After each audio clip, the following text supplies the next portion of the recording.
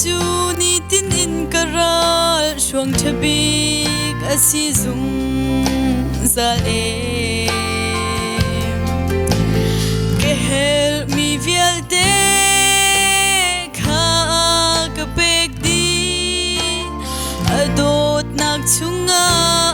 ko chu lam chu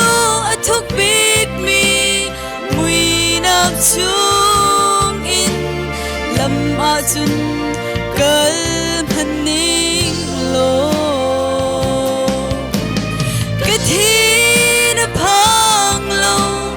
ti o ke ngei lo Nazareth lily pal kan chon hu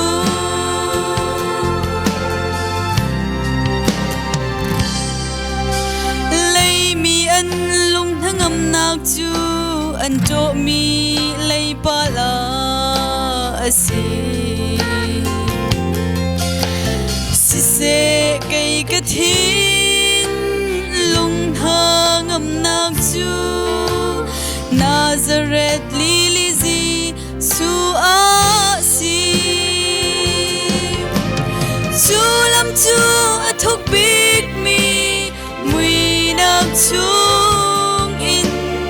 lam a chun kal phaning lo ke thi na phang lo ti o ke ngei lo Nazareth lily bal kan chon hu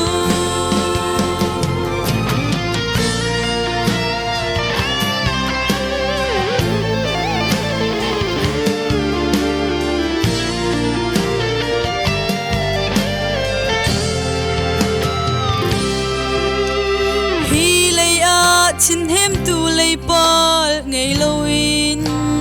han ning lo parami sui khwa mo Jesuh ka ngei sun pal nak he a ka thit lai chu lam chu athuk big mi mui nak chu lam a chun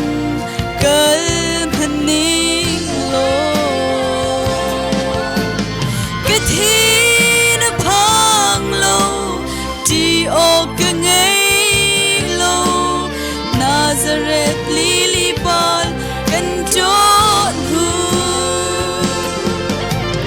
chu lam chu athuk big mi mui nak chung lam a chun kal